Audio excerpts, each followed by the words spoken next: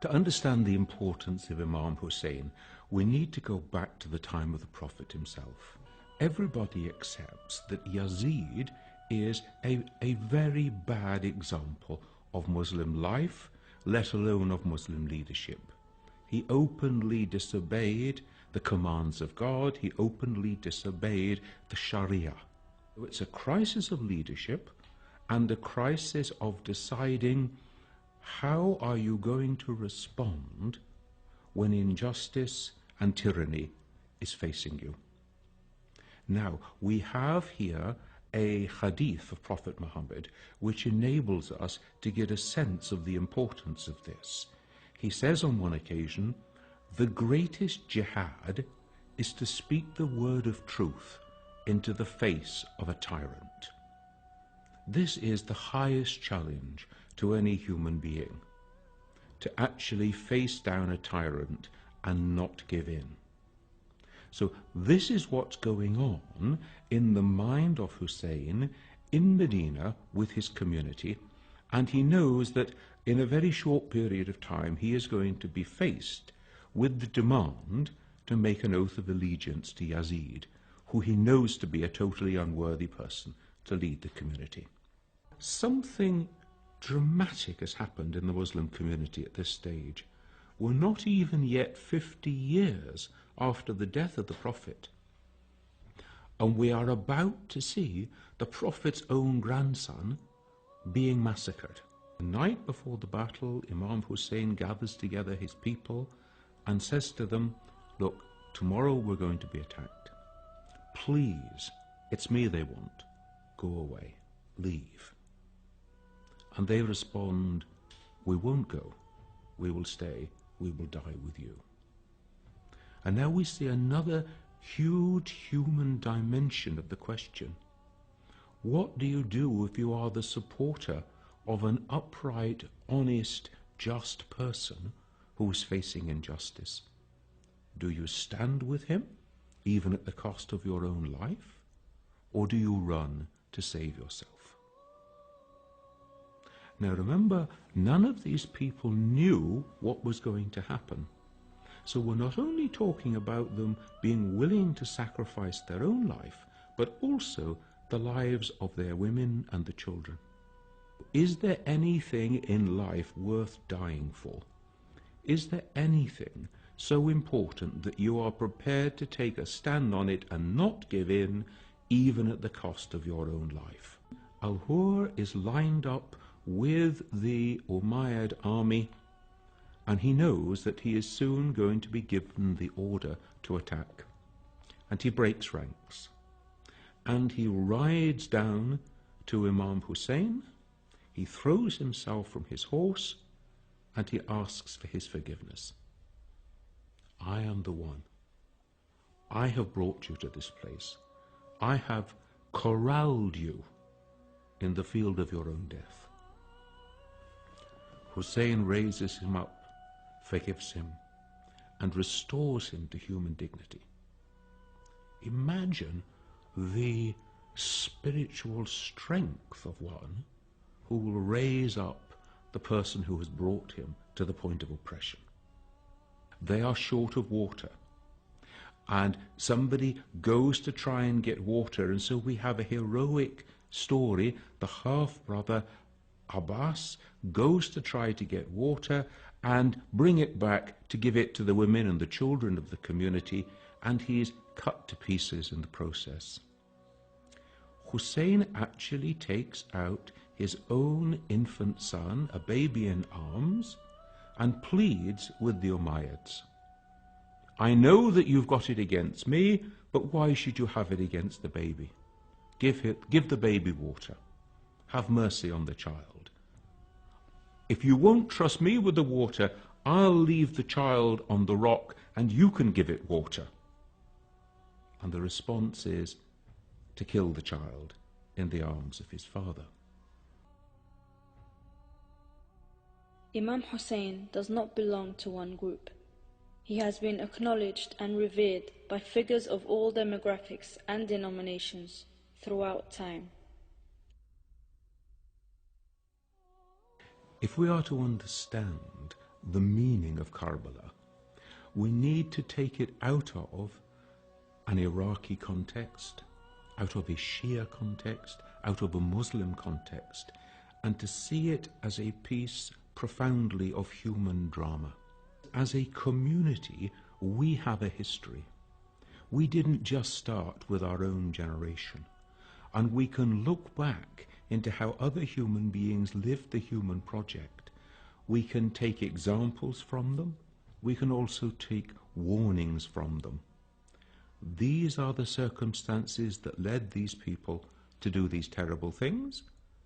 This is the person who in this situation responded in this wonderful and noble way. Remembering, keeping alive, commemorating those events gives us something upon which we can reflect in our own human lives today. I, as a Christian, would also want to take my own lessons in remembering the events of Karbala, to remember the day. We have a phrase, to keep the day as holy. Holy not in the sense that this is a wonderful thing, but holy in the sense that this is a profound moment of human history. And then to remember the events, to keep them alive. The word remember doesn't just mean, oh, I recall the facts. It means, in a sense, remembering them, reliving them. They live on in my life and memory. And so I am reflecting then, what do those events mean for me today, and how do they speak to my human condition? I think the second thing is that Imam Hussein is called the Prince of Martyrs. And as the Prince of Martyrs, he gives an example to every human being of total surrender, total submission to the will of God. Because the martyr is one who makes the total surrender of their life to God. Even my very existence is in your hands. If it be your will, I will accept death at the hand of the enemy. And this reminds us of the human need to surrender all to God, to acknowledge that we are the servants of God, that our lives do not belong to us, they belong to God. And if it should please God that I should die at this time in this way, who am I to complain? Who am I to say to God, I know better? So martyrdom is a profound example of human submission, of human acceptance of the divine will in all things. Now, we may not be called to martyrdom today, but we are called to submit to the will of God today in every way. So remembering the events of Karbala are a way of remembering the human vocation to be the servant of God. What I find so attractive about the life of Imam Hussein is the many dimensions of his life, even just in these few days leading up to Karbala itself. We see some remarkably virtuous aspects of the life of Hussein. He is generous and kind with the enemy. He gives them water. He gives their horses water. He gives them, as it were, human dignity and respect. The way that we treat our enemy. Are these fellow human beings like me? They have mothers and fathers, they have wives and husbands, they have children and families just like me.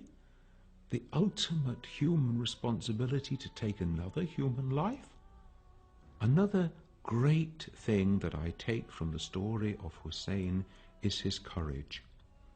It's easy to talk, but when you're actually waking up to face the field of battle, facing certain death, facing an uncertain future for the ones that you love, for your wives and the children of those who stand with you, It takes courage to stand your ground.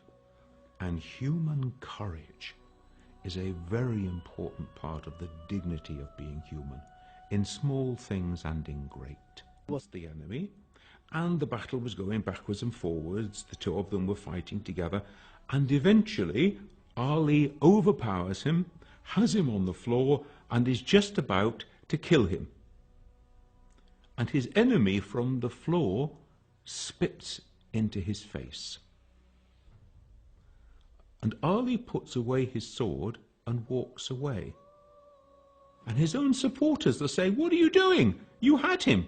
He was on the floor. He was in your hands. One stroke and you would have killed him." And Ali responds, "And I would have done if I could have delivered that stroke before he spat in my face. Because then I would have been acting with right motives, with right intention. But once he spat in my face, I was so angry that he had insulted me in this way that I would have been acting for the wrong motives, the wrong intention, and I could not kill him in that situation." Now then, this reminds us of the morality of warfare and fighting. It reminds us of how you treat your enemies when they are captive, and we see the way in which the women and children of the field of Karbala were treated with inhumanity, with disrespect, without human dignity. Is that an appropriate way to treat another human being, just because they are your prisoner? We see the way in which the dead are mutilated and destroyed so that you can hardly find bodies to bury. Hussein dies in the desert. His followers are killed with him. These are, in the terms of the world, pretty insignificant acorns. And yet it reminds us that God's acorns grow into mighty oak trees. Because here we are, 2,000 years after the time of Jesus, 1,400 years after the time of Hussein, and we remember them, and they are examples to us still, and their names live on in the lives of their followers in ways that they could not possibly have imagined. And it reminds us then, in our life of faith, what matters is not the impact that we have, how can we measure it, but how faithful are we to what God calls us to do and to plant, in the trust that the acorn that we plant today, however small it may be, in God's good grace and in God's good time, can grow into a mighty oak. This is the life of faith. We do not ask to see results now. Every day we have the opportunity to live the Karbala spirit. Every day we have the opportunity to show those higher virtues that Hussein showed. And so Hussein becomes a role model, an example for every human being.